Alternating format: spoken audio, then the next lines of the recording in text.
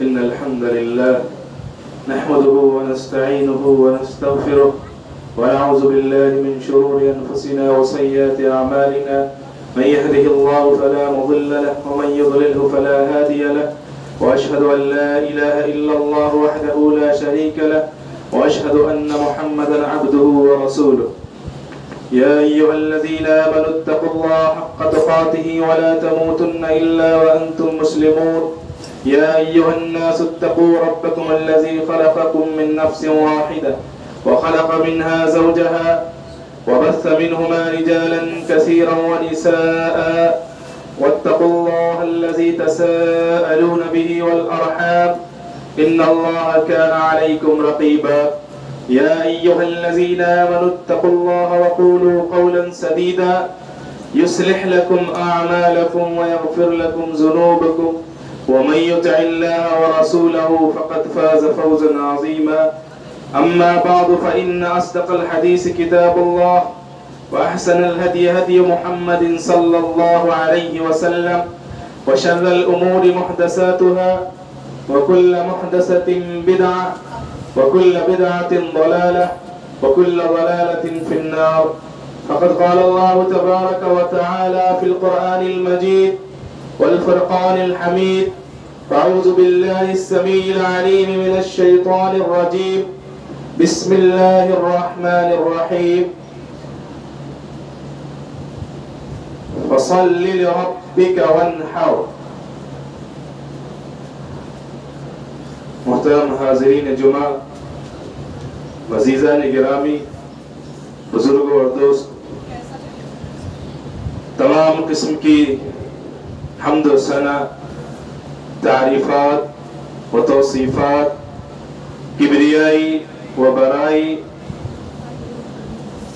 اس اللہ رب العالمین خالق کائنات مالک ارض و سما و مدبر انس و جاں کے لیے لائق و زیبا ہے جو بلا شرکت غیر اس دنیا کی کار فرمائی کر رہا ہے جس نے ہم لوگوں کو اس دار فانی میں پیدا فرمایا اور ہم پر یہ احسان عظیم کیا امت محمدیہ میں بنا کر پیدا فرمایا اور اپنی عبادت و بندگی کا شرف ہمیں بخشا اور ہماری ہدایت و رہنمائی کے لیے قرآن جیسی مقدس کتاب نازل فرمائی بشبہ درود و سلام اللہ رب العزت کے تمام برگزیدہ انبیاء و رسول کے اوپر خصوصیت کے ساتھ جناب محمد رسول اللہ صلی اللہ علیہ وسلم پر جو ہمارے لیے رشد و ہدایت بنا کر بھیجے گئے جن کی زندگی کا ایک ایک لمحہ ہمارے لیے نمونہ عمل ہے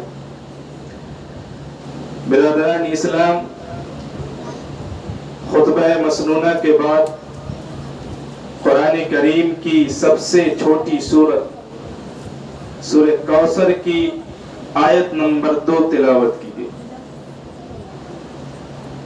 آیت کا ترجمہ ہے کہ اے نبی اپنے رب کے لیے نماز پڑھیے اور قربانی کیجیے سب سے پہلی چیز ہمیں یہ سمجھنے کی ہے کہ قربانی آخر ہے کیا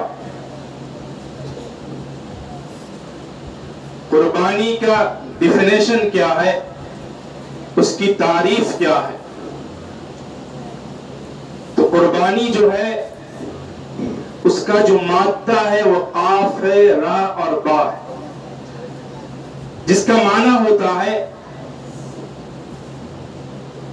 قربت حاصل کرنا قریب ہونا نزدیکیاں حاصل کرنا اللہ تبارک و تعالیٰ نے قرآن کریم میں ارشاد فرمایا وَلَا تَقْرَبُوا الزِّنَا زنا کے قریب نہ جاؤ دوسری جگہ حضرت آدم اور حضرت حوا علیہ السلام کو مخاطب کر کے فرمایا وَلَا تَقْرَبَا هَذِهِ الشَّجَرَةَ تم دونوں اس درخت کے قریب مت جانا تو معلوم ہوا کہ لغت میں کہتے ہیں قریب ہونا نزدیکیاں حاصل کرنا اصطلاح میں ہر وہ چیز جس کے ذریعے سے انسان بندہ اللہ تبارک و تعالی کا تقرب کرتا ہے، اس کی نزدیکیاں حاصل کرتا ہے، اسے قربانی کہتے ہیں۔ ما يتقرب به الى الله تعالى من ذبیحۃ او غیرها، جس کے ذریعے سے اللہ تبارک و تعالی کا قرب حاصل کیا جائے، چاہے وہ ذبیحہ ہو یا اس کے علاوہ کوئی اور چیز ہو، اسے اصطلاح میں قربانی کہتے ہیں۔ برادران اسلام، سوال یہ بنتا ہے کہ قربانی آخر شروع کہاں سے ہوئی، اس کا رواج کہاں سے ہوا، اس کی ابتدا کیا ہے، آغاز کیا ہے؟ تو قرآن کریم میں اللہ تبارک و تعالیٰ کا ارشاد ہے، قرآن ہمیں بتاتا ہے، ہمیں آگاہی دیتا ہے کہ وَلِكُلِّ أُمَّةٍ جَعَلْنَا مَنْسَكًا، کہ ہم نے ہر امت کے لیے قربانی کا قانون بنایا۔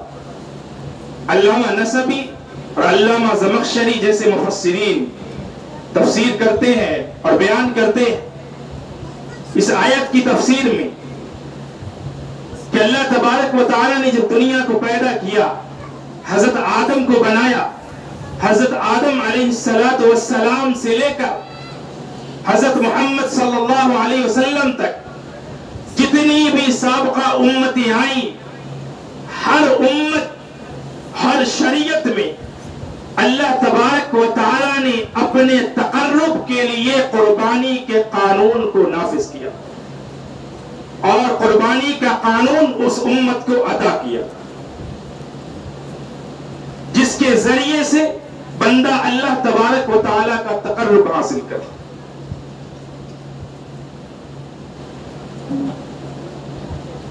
تو جواب یہ ہوا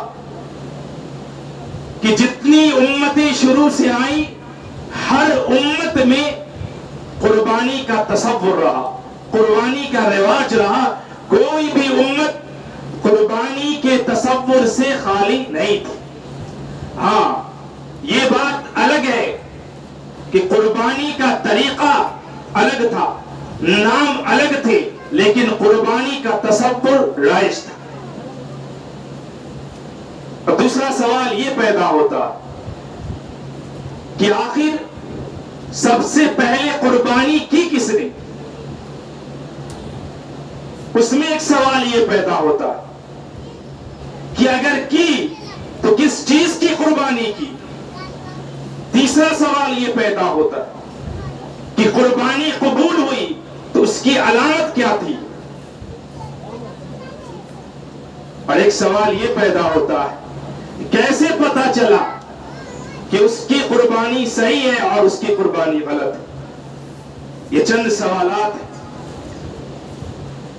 تو قرآن کریم میں اللہ تبارک و تعالیٰ نے ارشاد فرمایا ہے وَاتْلُ عَلَيْهِمْ نَبَأَ ابْنَيْ آدَمَ بِالْحَقِّ إِذْ قَرَّبَا قُرْبَانًا فَتُقُبِّلَ مِنْ أَحَدِهِمَا وَلَمْ يُتَقَبَّلْ مِنَ الْآخِرِ قَالَ لَأَقْتُلَنَّكَ قَالَ إِنَّمَا يَتَقَبَّلُ اللَّهُ مِنَ الْمُتَّقِينَ۔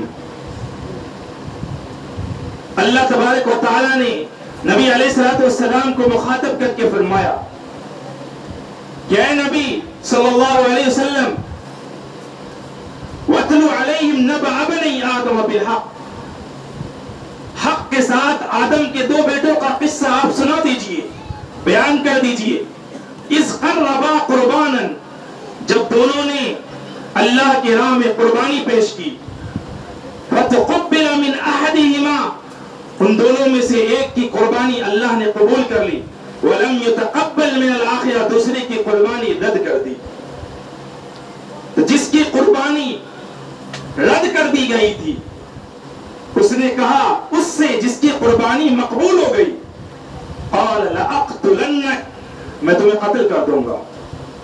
اور جس کی قربانی مقبول ہو گئی تھی اس نے کہا اس سے جس کی قربانی رد ہو گئی تھی قال انما يتقبل الله من المتقين،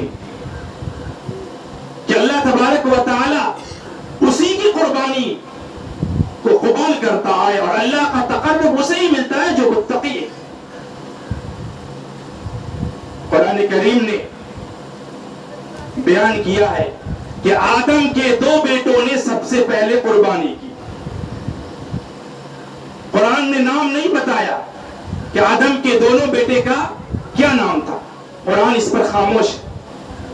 لیکن نام تورات کے اندر مذکور ہے. تورات میں نام بتایا گیا کہ آدم کے 2 بیٹے، ایک حابیل اور دوسرا تھا قابیل. اس نے اللہ کی راہ میں قربانی کی تھی. حابیل کی قربانی اللہ نے قبول کر لی اور قابیل کی قربانی اللہ نے رد کر دی، جس کی بنا پر قابیل نے حابیل کو قتل کر دیا تھا. قابیل جو تھا وہ قاتل تھا حابیل کا، لہذا دنیا میں جتنا بھی قتل ہو رہا ہے اس کا گناہ اس کے سر پہ جاتا ہے. تو تورات میں نام ذکر کیا گیا، لیکن تورات کے اندر اس مقصد کو ذکر نہیں کیا گیا جو قربانی کا مقصد ہے. مقصدیت حذف ہے. لیکن قرآن کے اندر سبق آموز واقعہ اور مقصد دونوں درج ہے. یاد رکھیے ایک بات، ہمارا جو کلام ہے قرآن جو ہے یہ معجز نظام کتاب ہے. اللہ رب العزت نے بہت ہی فصیح و بلیغ کتاب ہمیں دیا ہے، عطا کیا ہے. قرآن اشاروں میں بات کرتا ہے، اشاروں میں پوری بات بیان کر دیتا، اور قرآن اسی چیز کو بیان کرتا ہے. یہ قرآن کا اسلوب بیان ہے کہ جس چیز سے انسانیت کو فائدہ ہو وہی چیز قرآن بیان کرتا ہے، اور جس چیز سے انسانیت کو فائدہ نہیں ہوتا ہے اس تفصیل کو قرآن مکمل حذف کر دیتا ہے، مکمل طور پر حذف ہو جاتا ہے. چنانچہ تورات میں ذکر نام ہے، قرآن میں ذکر نام نہیں ہے. اب آگے یہ بات یاد رکھنے کی ہے. سوال یہ بھی ہے کہ آدم کے 2 بیٹے حابیل اور قابیل نے قربانی پیش کی. اب قربانی ایک کی قبول ہو گئی، دوسرے کی رد ہو گئی. علامات کیا تھی قبولیت کی؟ کیسے پتا چلے گا کہ ان کی قربانی قبول ہوئی اور اس کی قربانی رد ہو گئی؟ قرآن یہ بھی بتانے سے خاموش ہے، لیکن اشارہ قرآن نے کیا ہے. تورات میں اس کی تفصیل ذکر ہوئی ہے کہ قدیم زمانے میں، گزشتہ ادوار میں، گزشتہ انبیاء کی امتوں میں یہ الہامی دستور رائج تھا کہ جو بھی شخص قربانی کرتا، اللہ کی راہ میں قربانی پیش کرتا، تو آسمان سے ایک آگ اترتی تھی اور اس ذبیحے کو، اس قربانی کو، کسی بھی چیز کی قربانی ہوتی تھی، اسے جلا کر خاک کر دیتی تھی، اسے کھا جاتی تھی. تو یہ قبولیت کی علامت ہوتی تھی کہ جس قربانی کو آگ آسمان سے اتر کے جلا دے وہ قبولیت، مقبول قربانی ہے، اور جس قربانی کو آگ نہ جلائے وہ مقبول قربانی نہیں بلکہ مردود قربانی. جیسا کہ ایلیا کے واقعہ میں مذکور ہے، ایک نبی گزرے ہیں حضرت ایلیا، ان کے واقعے میں مذکور ہے کہ ان کے ذبیحے کو آسمان سے آگ اتری اور جلا کے خاک کر. حضرت سلیمان علیہ السلام کے واقعے میں مذکور ہے کہ وہ دعا کر رہے تھے اور ادھر ایک آگ آسمان سے آئی اور کئی ذبیحے کو جلا کر خاک کر گئی. تو معلوم یہ ہوا کہ قدیم زمانے میں، قدیم امتوں میں قربانی کی مقبولیت کی علامت یہ تھی کہ آسمان سے آگ اتر کر اسے کھا جاتی تھی. قرآن میں اس کا ذکر ہے کہ نہیں؟ قرآن خاموش ہے، لیکن ایک جگہ اس کا ذکر قرآن نے کر دیا، اشاروں میں. میں نے کہا نا، قرآن ایک معجز نظام کلام ہے، یہ اشاروں میں بات کرتا. قرآن نے کیا ذکر کیا؟ قالوا ان اللہ عہد الینا الا نؤمن لرسول حتى یأتینا بقربان تأکلہ النار۔ نار مطلب فائر، آگ۔ کہ گزشتہ قومیں، پرانے زمانے کے لوگ، قدیم زمانے میں لوگوں نے اپنے نبیوں سے کیا کہا کہ ہمیں اللہ تبارک و تعالی نے یہ ہدایت دی ہے کہ ہم کسی بھی رسول پر اس وقت تک ایمان نہیں لائیں گے، اللہ نؤمن لرسول حتی یأتینا بقربان تأکلہ النار، یہاں تک کہ آگ آ کر اس قربانی کو کھا نہ جائے۔ قرآن سے بھی دلیل مل گئی، معلوم یہ ہوا کہ پہلے قربانی، مقبول قربانی کی یہ علامت ہوتی تھی کہ آگ اتر کر اسے کھا جایا کرتی تھی۔ اس آیت کریمہ سے دو باتیں معلوم، ایک بات یہ معلوم ہوتی کہ قربانی ہر زمانے میں اللہ تبارک و تعالی کی عبادت کا ایک اہم جز رہی ہے، اللہ رب العزت کے تقرب کے حصول کا ایک اہم جز رہی ہے۔ اور دوسری بات یہ معلوم ہوتی ہے کہ اللہ تبارک و تعالی نے جب دنیا کو بنایا اور سب سے پہلے لوگ جنہوں نے دنیا کے اندر آنکھیں کھولی، ان کی تہذیب کے اندر اولین تہذیب جو ان کی تھی سب سے بڑی، وہ خدا پرستی کی تہذیب تھی۔ اس کا مطلب ہے کہ پہلے لوگ وہ خدا کو ہی ماننے والے تھے، اللہ کو ہی ماننے والے تھے، توحید کو ہی ماننے والے تھے۔ شرک تو بعد میں شروع ہوا، یہ پرستی اور شرک تو بعد میں شروع ہوا۔ تو یہ دو باتیں معلوم ہیں،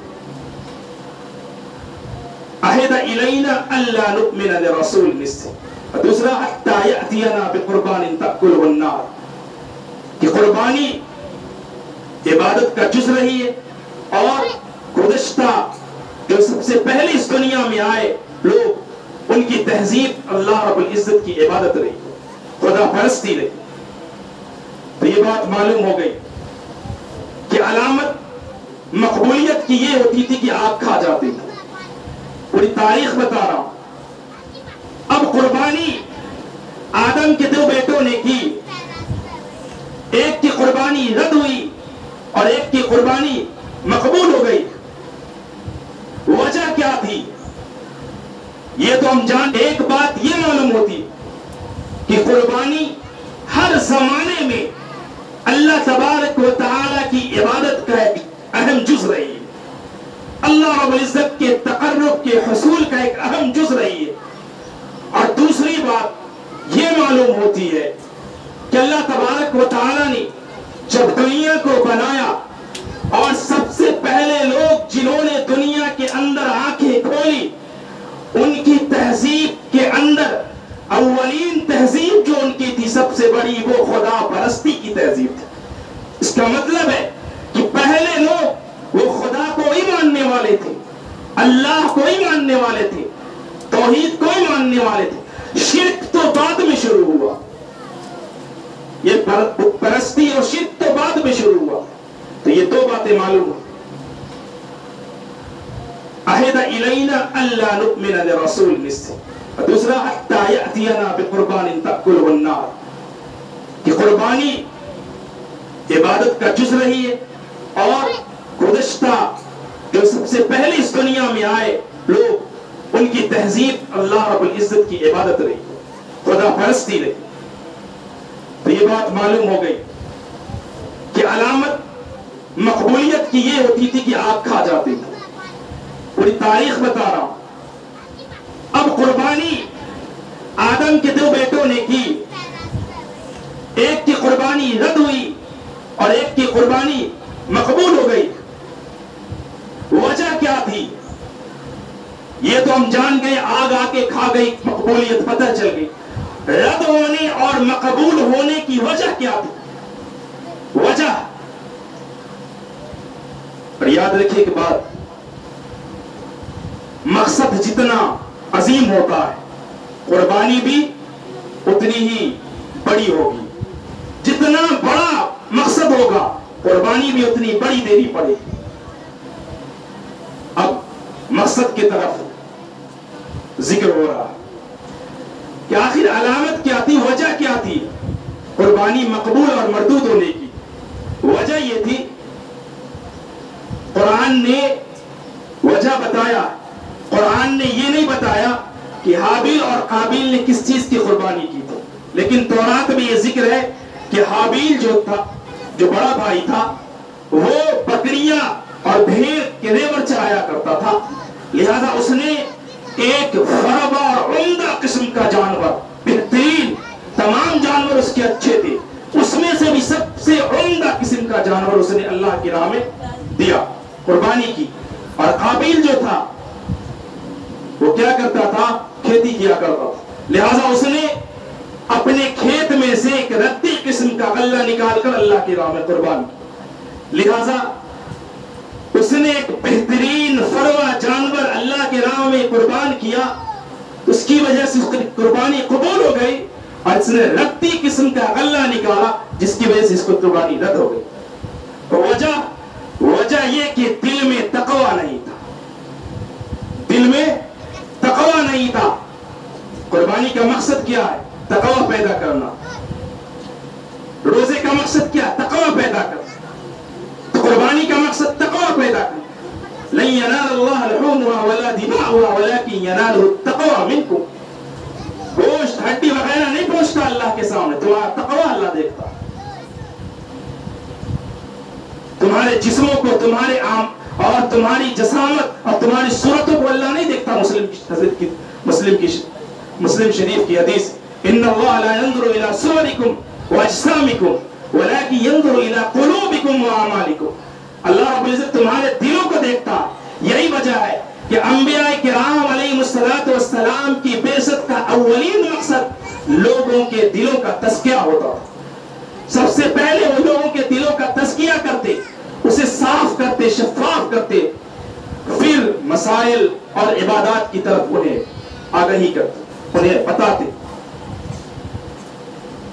ہر آدمی، ہر بچہ یہ جانتا کہ آپ صلی اللہ علیہ وسلم کی بعثت سے قبل پورے عرب میں لوگ شراب پیا کرتے تھے، شراب کا جام لٹایا کرتے تھے۔ ایسے ہی اللہ کے نبی نے کہہ دیا اور لوگوں نے جام پھینک دیا؟ نہیں، آپ صلی اللہ علیہ وسلم نے لوگوں کا تزکیہ کیا۔ قرآن میں آیت ہے سورہ جمعہ کے اندر، لوگوں نے تزکیہ کیا، اللہ نے ان کے قلب کا تزکیہ کیا۔ اس کے بعد پھر حکم ہوا، مدینے میں حکم ہوا کہ شراب حرام ہو گئی، لوگوں نے مٹکے بہا دیے، جام گرا دیے، منہ میں تھا پھینک دیا، حلق میں تھا انگلی ڈال کے طے کر دیا۔ تو سب سے پہلے دل پر کام ہوتا، اور قربانی کا مقصد سب سے بڑا یہی ہے کہ دل میں تقوی پیدا ہو۔ اللہ کا مقصد بہت بڑا، تقوی پیدا کرنا، اور اللہ کا قرب اور اللہ کا تقوی، یہ مقصد ہے قربانی کا، اور یہ صرف اطاعت سے حاصل ہوتا، اور اطاعت کے لیے قربانی دینا شرط ہے۔ بغیر قربانی کے انسان اطاعت نہیں کر سکتا۔ آپ کو گناہ چھوڑنا ہوگا اطاعت کی، سنت کے لیے بدعت چھوڑنا ہوگا اطاعت کی، آپ کو ہر طرح کی قربانی دینی پڑے گی۔ مقصد بہت بڑا، لہذا حابیل کی قربانی اس لیے قبول ہوئی کہ اس کے اندر تقوی تھا، اور تقوی کی علامت کیسے پتا چلی؟ وہ اس وجہ سے کہ اس نے اللہ کی راہ میں خوب موٹا تگڑا جانور قربان کیا۔ اللہ کے نبی صلی اللہ علیہ وسلم نے انگلی دے کر فرمایا، التقوی ہا ہونا، التقوی ہا ہونا، التقوی ہا ہونا۔ تقوی یہاں ہے، یہاں ہے، دل میں ہے، دل میں تقوی ہے، یہاں پیدا ہوتا ہے تقوی۔ لہذا قابیل کے دل میں تقوی نہیں تھا، اسی وجہ سے اس نے رتی قسم کا مال اللہ کی راہ میں قربان کیا، جس کی وجہ سے اس کی قربانی مردود ہوئی اور حابیل کی قربانی مقبول ہوئی۔ تو معلوم یہ ہوا قربانی کا جو فلسفہ ہے اور اس کا جو اصل مقصد ہے، اصل روح ہے، وہ یہ ہے تقوی۔ تقوی دل کے اندر ہوگا، انسان چھری چلاتے وقت صرف جانور کو ہی قربان نہیں کرے گا، بلکہ اپنے اندر کے ہر اس جانور کو بھی قربان کر دے گا جو اس کی شہوت سے اٹھتا ہے۔ اپنی انا کے جانور کو بھی قربان کرے گا، اپنے تکبر کے جانور کو بھی قربان کرے گا، معصیت کے جانور کو بھی قربان کرے گا، گناہوں کے بھی جانور کو قربان کرے گا، ہر ایک چیز کو قربان کر کے وہ تقوی کا پیکر بنے گا۔ مقصد بہت بڑا۔ آج دنیا میں ہر انسان اگر دیکھا جائے تو اس مقصد میں فیل ہے۔ پتہ نہیں قربانی قبول بھی ہوتی ہے کہ نہیں ہوتی۔ اب آگے چند آیت اور ذکر کریں گے، اس پر بھی ہم دیکھیں گے کہ قربانی ہماری قبول ہوتی ہے کہ نہیں۔ اللہ کے نبی صلی اللہ علیہ وسلم سے صحابہ نے پوچھا قربانی کیا ہے؟ یہ قربانی کا تعلق آخر ہے کس سے؟ کس سے؟ آپ صلی اللہ علیہ وسلم نے فرمایا، صحابہ نے پوچھا ما ہی الاضاحی یا رسول اللہ، کس سے اس کا تعلق؟ جو اتنا عظیم مقصد ہے آخر کس سے؟ آپ صلی اللہ علیہ وسلم نے فرمایا سنت ابیکم ابراہیم، تمہارے باپ ابراہیم علیہ السلام کی سنت۔ سنت کہنے کا مفہوم اللہ کے نبی کا کیا ہے یہاں جانتے؟ یہ سنت ہے آپ ابراہیم علیہ السلام کی۔ جب انسان قربانی کر رہا ہے، جب ہم 10 ذی الحجہ کو قربانی کرتے، لیکن ابراہیم علیہ السلام کی سنت، ساتھ میں اللہ کے نبی نے زندگی بھر اس پر عمل کیا، اس سنت کو ادا کیا، تو نبی کی سنت ڈبل سنت ہم ادا کر رہے ہوتے ہیں، اور ڈبل سنت ادا کرنے کا ثواب ملتا، ڈبل سنت ادا کرنے کا۔ آپ صلی اللہ علیہ وسلم نے فرمایا سنت ابیکم ابراہیم، تمہارے باپ ابراہیم کی سنت ہے۔ کیوں فرمایا؟ یہ فرمانے کا کیا مطلب ہے؟ مطلب یہ ہے کہ ابراہیم علیہ السلام نے اللہ تبارک و تعالی کے ایک ایک حکم پر اپنا سر تسلیم خم کر دیا۔ حکم ہوا بیٹے کو ذبح کر دو، قربان کر دو، اپنی سب سے محبوب چیز قربان کرو، اپنی سب سے محبوب اور پیاری چیز کو انہوں نے قربان کرنے کے لیے تیار ہو گئے۔ بیٹا افعل ما تؤمر کہہ کر خود قربان ہونے کو تیار ہو گیا، ایک ذبح کرنے کو تیار ہے، دوسرا ذبح ہونے کو تیار ہے۔ اللہ کے ایک حکم پر سر تسلیم خم کر دیا۔ یہ مفہوم کہ اللہ کا ایک حکم آ جائے تم بھی اللہ کے سامنے سر تسلیم خم کر دو۔ جب کبھی جان کی اگر قربانی مانگی جائے تو جان دینا، مال کی قربانی مانگی جائے تو مال دینے سے نہ ہچکچانا، اولاد کی قربانی مانگی جائے تو اولاد دینے سے نہ ہچکچانا۔ جی اسی وجہ سے قربانی میں جو آیت پڑھی جاتی ہے ان صلاتی و نسکی و محیای و مماتی للہ رب العالمین، کہ میری نماز، میری قربانی، میرا جینا مرنا سب اللہ تیرے لیے ہے۔ یہ حضرت ابراہیم اور حضرت اسماعیل علیہ السلام کے اندر آ گیا تھا، یہ جذبہ ان کے اندر آ گیا تھا۔ اگر یہ جذبہ قربانی کے وقت تک اگر ہمارے دلوں کے اندر نہیں ہے تو ہماری قربانی نہیں ہو سکتی، قبول نہیں ہوگی۔ اللہ کے لیے جینا، اللہ کے لیے مرنا، یہ جذبہ اگر ہمارے دلوں میں نہیں آتا ہے قربانی قبول نہیں ہوگی، چاہے 50,000 1 لاکھ کا جانور آپ کہیں قربان کر لیں۔ ابھی تو بات باقی وقت ہی ہو جاتا ہے، لہذا میں 2-3 منٹ میں بات ختم کر دوں گا۔ آیت جو ہم پڑھتے ان صلاتی و نسکی و محیای و مماتی للہ رب العالمین، اب بہت ہی سخت بات کروں گا۔ قرآن کریم نے اللہ تبارک و تعالی، میں نے کہا قرآن بہت معجز نظام کلام ہے، یہ گفتگو بہت اشارے میں کرتا، اور انسلاقل و تکفیہ الاشارہ، اشارہ عقل مند کے لیے کافی ہوتا ہے، اس لیے آپ لوگ عقل مند ہیں۔ قرآن نے سب سے پہلے نماز کا ذکر کیا۔ قربانی کرتے وقت ہم پہلے نماز کا عہد اللہ سے کرتے ہیں، اللہ میری نماز پھر میری قربانی ہے۔ بعد میں اللہ نے نماز کا ذکر اس لیے کیا ہے کہ پہلے نماز ہے بعد میں تمام عمل ہے۔ تم جب تک اس پر کھڑے نہیں اترو گے دوسرا عمل چاہے کتنا بھی بڑا قبول نہیں ہوگا۔ اور جو انسان چھری چلاتے وقت کہہ رہا ہے ان صلاتی و نسکی، میری نماز، زندگی میں نماز ہے ہی نہیں اس کے، کتنا بڑا جھوٹا ہے وہ۔ اللہ کے سامنے کتنا بڑا جھوٹ بول رہا ہے. 90% لوگ ایسے ہیں آج ہمارے معاشرے. نماز سے مطلب نہیں، نماز سے مطلب نہیں. جو اللہ کے لیے عبادت کرنے کو نہیں تیار ہے 5 وقت کی، وہ اللہ کے لیے جینے اور مرنے کو کیسے تیار ہو جائے گا؟ جو اللہ کے لیے عبادت کرنے کو نہیں آ رہا ہے مسجد میں، اس سے آپ کیا توقع رکھیں گے کہ وہ اللہ کے لیے جینے اور مرنے کو تیار ہو جائے؟ ہم اللہ کے لیے عبادت کر ہی نہیں رہے، اللہ کے لیے جینے اور مرنے کی قسم کھا رہے. پہلے عبادت تو کیجئے. اصل امتحان تو آپ کا یہی ہے. اس میں آپ فیل ہیں، آگے موٹا موٹا جانور کاٹ رہے، پھر آگے جینا مرنا اللہ کے لیے. توحید ہے اس پوری آیت کے اندر، توحید ہے، اخلاص ہے، سب اس کے اندر بیان کیا ہے. سب سے بڑی چیز نماز ہے. ہر انسان اپنا جائزہ لے کہ اگر نماز زندگی میں نہیں ہے اور آپ کی زندگی نماز سے خالی ہے تو پھر آپ کی قربانی اللہ کے نزدیک قبول ہو ہی نہیں سکتی. بعض لوگ کیا کہتے ہیں، ہم نماز نہیں نہ پڑھتے ہیں، مولوی نہ ذبح کرتا ہے. تو مولوی اپنی نیت کر کے ذبح کرتا ہے، وہ اپنی نیت کر کے ذبح کر دے گا تو اسی کی قربانی ہو جائے گی. تو آپ کی نیت کر کے اور جس کی طرف سے آپ قربانی کروا رہے ہیں اس کی نیت کر کے وہ قربانی کرتا. اور زندگی میں نماز ہے ہی نہیں اور دعویٰ اللہ کے سامنے کر رہے ہیں، اللہ میری نماز ہے، میری قربانی ہے، میرا جینا اور میرا مرنا سب تیرے لیے. کتنا بڑا جھوٹا ہے. اس آیت پڑھا کر انسان فیل ہو جاتا. اگر زندگی میں نماز نہیں تو اس کی محبت اللہ سے جھوٹی ہے.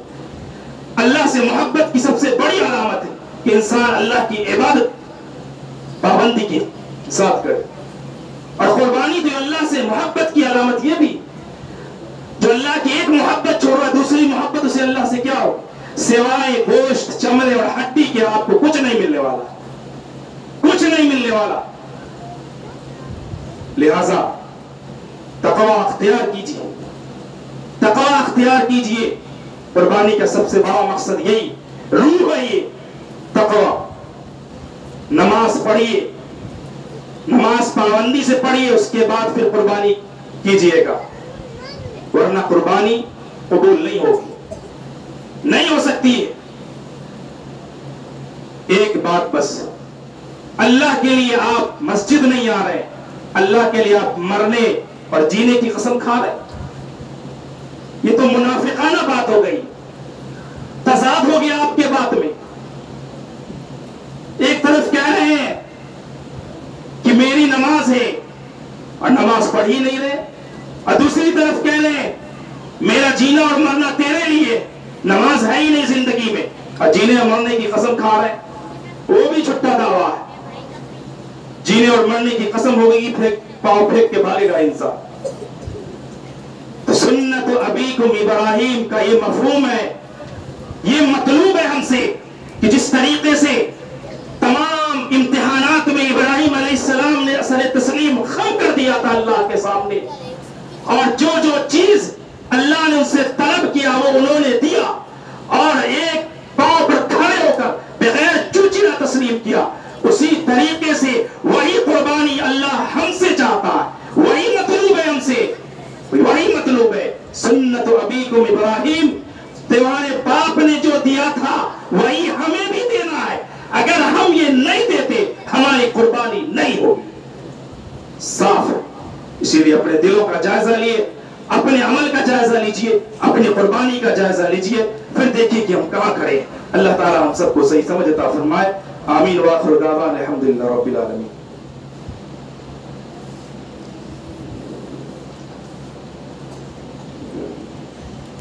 ان الحمد للہ نحمد